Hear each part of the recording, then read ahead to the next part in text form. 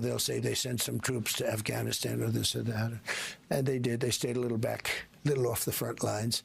I was instantly enraged. I mean, I took to Twitter straight away and I almost couldn't get the tweet out fast enough. I was so angry because I did serve in Afghanistan 10 times. And as part of that, I flew on the MERT aircraft, which is the Medical Emergency Response Team. And that was essentially the airborne ambulance. And we picked up so many injured and dying American soldiers off the battlefield. And we risked our lives to do that. And it was a privilege and an honor to be able to do that and put ourselves in danger so that they may live. And I think, to have that all dismissed straight away by Trump was really, just really insulting. I know that a lot of the Americans also put their lives on the line for our British soldiers with the dust off call sign. That was the American equivalent of MERT.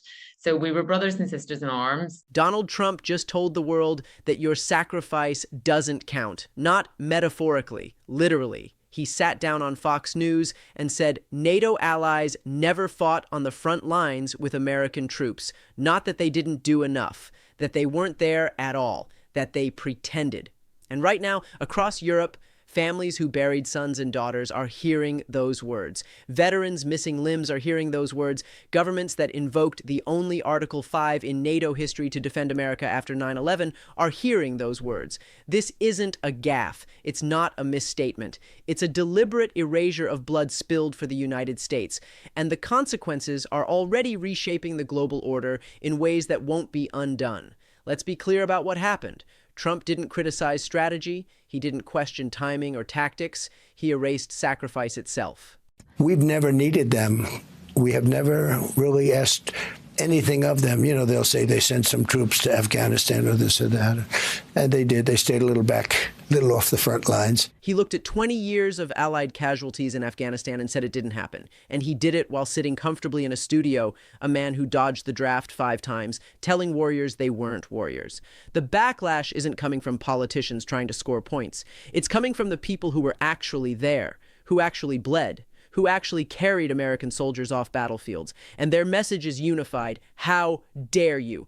Britain lost 457 soldiers in Afghanistan. Not advisors safe in Kabul, combat troops. Denmark lost more per capita than almost any NATO member. Poland, Estonia, Romania, France, Germany, Canada, every single one of them has Gold Star families who are now being told their grief is fictional. This isn't ancient history. There are veterans right now, today, living with traumatic brain injuries from IEDs in Helmand province, being told by a former American president that they were never in danger because they were never really there.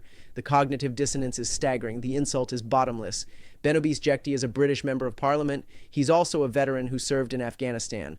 When Trump made these comments, Obice-Jekti didn't issue a diplomatic statement. He said it plainly. This does a massive disservice to our allies who suffered horrific casualties. He wasn't speaking theoretically. He was there. To suggest that NATO allies did not do their fair share in Afghanistan when it was the US that invoked Article 5 is something of a disservice. He saw British soldiers die next to American Marines. He knows the smell of blood doesn't change based on what flag you serve. And now he's watching a man who never wore a uniform dismiss that reality as performance art. Al Carnes is the UK Armed Forces Minister. He's also former Special Forces. His response wasn't loud, it was cold. Controlled, the kind of anger that comes from discipline. He reminded everyone of a simple fact. When America was attacked on September 11th, NATO answered. Article 5 was invoked for the first and only time in the alliance's history, and it was invoked to defend the United States, not American interests abroad, the American homeland. And the response was immediate. Troops deployed, families said goodbye, coffins came home. Carnes called Trump's claim utterly ridiculous. But the word ridiculous doesn't carry the weight of what he really meant. What he meant was, we bled for you, and you're pretending it didn't happen. Then Carnes said something even sharper. He reminded Trump that on D-Day, more British troops landed on the beaches than any other nation, more than the Americans. This wasn't a competition, it was a fact, a historical corrective to the idea that America has always carried the burden alone. His advice to Trump was simple. Never look above or below your allies. Always look side by side. It was a rebuke delivered in the language of military ethos, the kind Trump has never understood because he's never lived it. Ed Davey, leader of the Liberal Democrats, didn't bother with restraint. He asked the question out loud that everyone was thinking. How dare the coward who avoided service 5 times question the sacrifice and bravery of British soldiers? It wasn't hyperbole. Trump did avoid service 5 times. Bone spurs, deferments, the machinery of privilege that keeps the rich out of war while the working class goes. And now that same man is lecturing the world on who counts as a real warrior. The hypocrisy isn't just offensive, it's obscene. Even Britain's former army chief, General Lord Dannett, broke his usual diplomatic silence. He called Trump's comments disrespectful, wrong, and outrageous. But then he went further. He questioned whether Trump is even fit for the office he's seeking. This wasn't a partisan attack. Dannett is a career military officer, not a political operative. His concern wasn't ideological. It was existential. Can the free world trust a leader who denies the sacrifices made in its defense? Can alliances function when one partner refuses to acknowledge the other's pain? Dannett also pointed out another inconvenient truth. The chaotic withdrawal from Afghanistan that Trump now criticizes was set in motion by a deal he personally negotiated with the Taliban during his first term. He cut the Afghan government out of the talks. He set a withdrawal timeline. He released 5,000 Taliban fighters. And then he left office and blamed everyone else for the consequences. The pattern is consistent. Take credit. Deny responsibility. Rewrite history.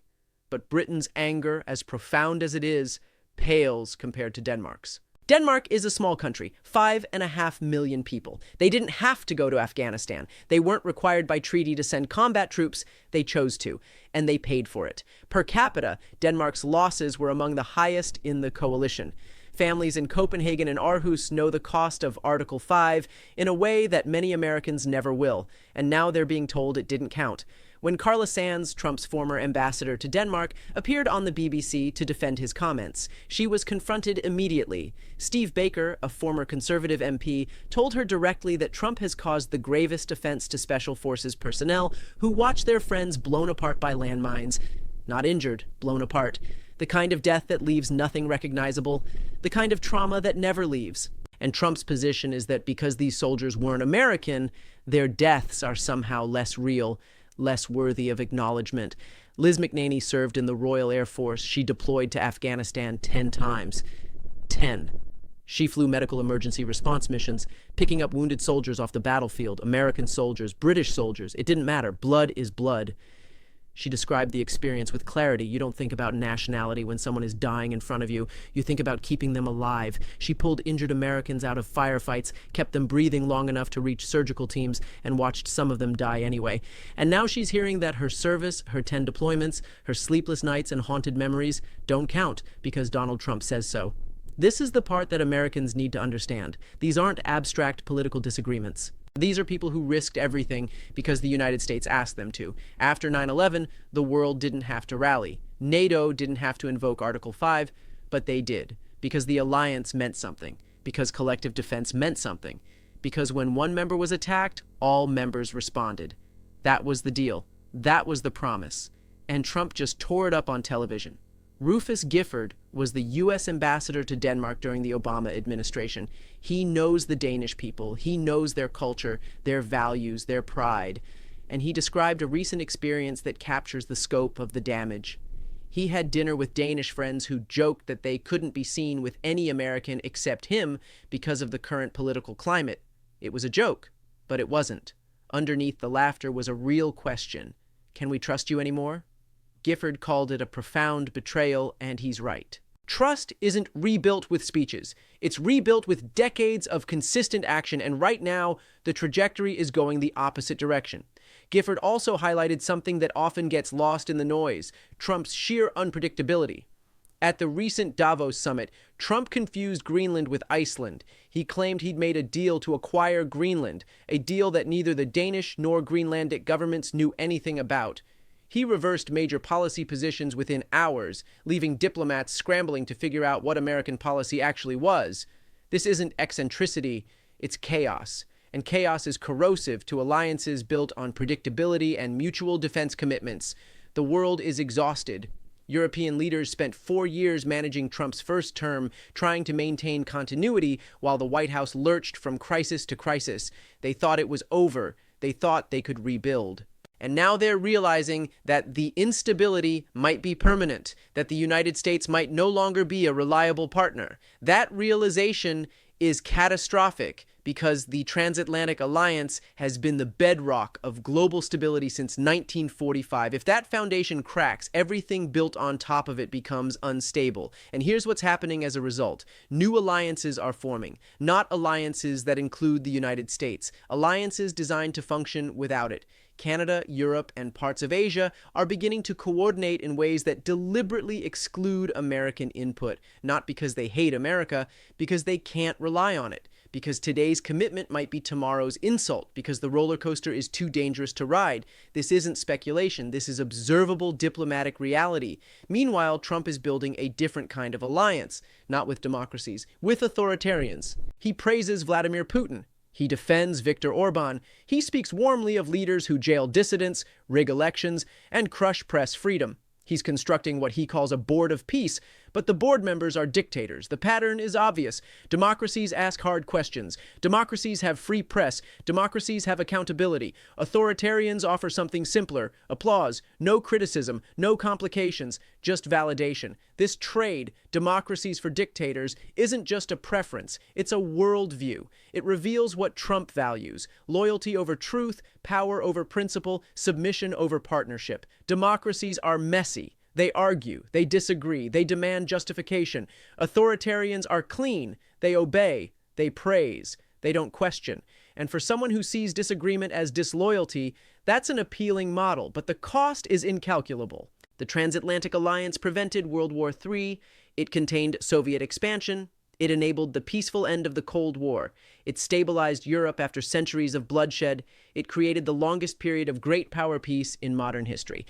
And it did all of that because democracies, despite their flaws, chose cooperation over domination. That choice is now in question. European leaders are finally understanding that they can't treat Trump like a normal president. They can't roll out red carpets and hope for reciprocity. Bullies don't respond to courtesy. They see it as weakness. They exploit it. The only language a bully understands is strength, and Europe is beginning to remember how to speak it, not through aggression, through unity, through independence, through the willingness to move forward without American approval. This shift is generational. An entire generation of Europeans is watching the United States abandon the values it claimed to champion. They're watching American leaders insult the sacrifices their grandparents made. They're watching democracy become optional, alliances become transactional, and truth become irrelevant. And they're drawing conclusions. Not loud conclusions, quiet ones, the kind that reshape the world slowly, then all at once. The damage isn't theoretical. It's measurable. NATO's credibility is eroding. Article 5's deterrent power is weakening. If allies can't trust that their sacrifices will be acknowledged, why would they make them again? If defending America means being called a liar 20 years later, why defend America? These aren't rhetorical questions anymore. They're strategic calculations happening in defense ministries across Europe. And here's the tragedy. The soldiers who died didn't die for Donald Trump. They died for an idea. The idea that democracies protect each other, that freedom is worth defending collectively, that when one falls, others stand. That idea is now contaminated by the very person it was supposed to protect. The irony is crushing. This isn't about partisan politics. This isn't about left versus right. This is about whether the word ally still means anything. This is about whether America's promises outlast its election cycles. This is about whether the sacrifices made in our name will be honored or erased based on who holds power. And right now, the answer is terrifying. Somewhere tonight, a Danish mother is looking at her son's uniform and wondering if he died for nothing. Somewhere, a British veteran is staring at his prosthetic leg and hearing that his service was pretend. Somewhere, a Canadian family is visiting a grave and being told the name on the headstone doesn't count. That's not politics. That's cruelty. And it's happening because one man decided that acknowledging Allied sacrifice was inconvenient to his narrative. The world is watching. Not just governments. People.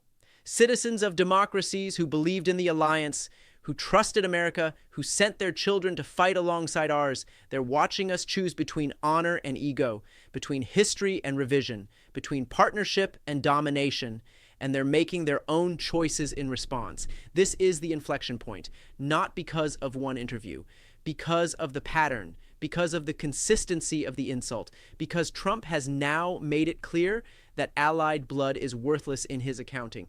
And once that message is sent, it can't be unsent. Once that insult is delivered, it can't be undelivered. The words are out. The damage is done. What happens next depends on whether America decides that alliances matter more than one man's ego. Think about what this means for the future.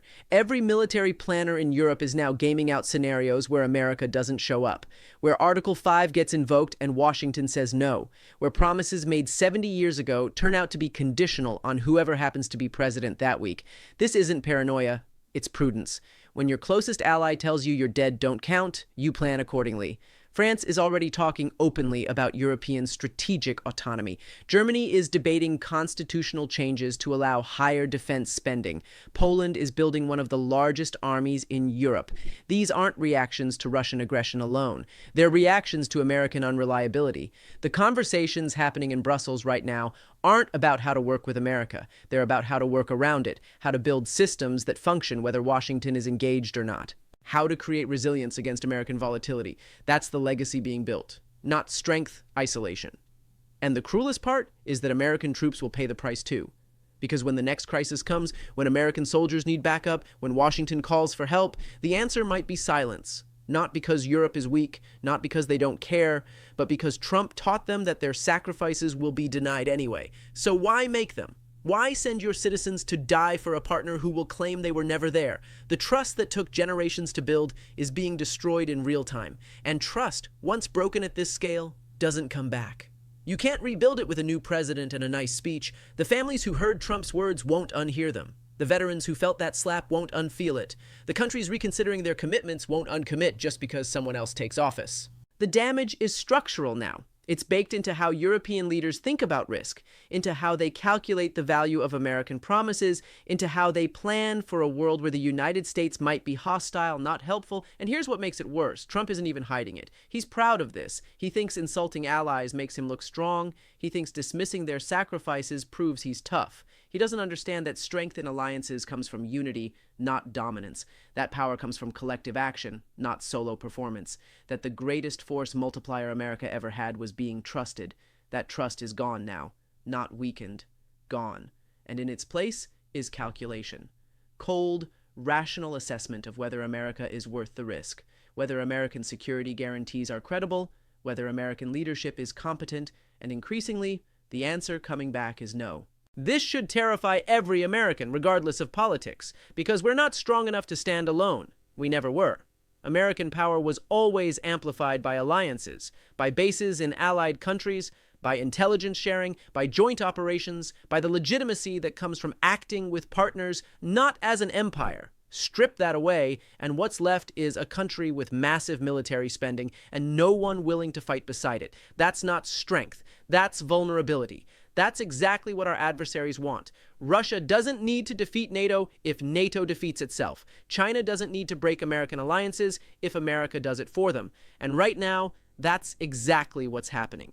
The greatest geopolitical victory our enemies could hope for is being handed to them for free, not through military conquest, through self-inflicted diplomatic collapse, through the arrogance of one man who thinks he's smarter than 75 years of alliance management, who thinks he can insult our way to respect, who thinks strength means standing alone.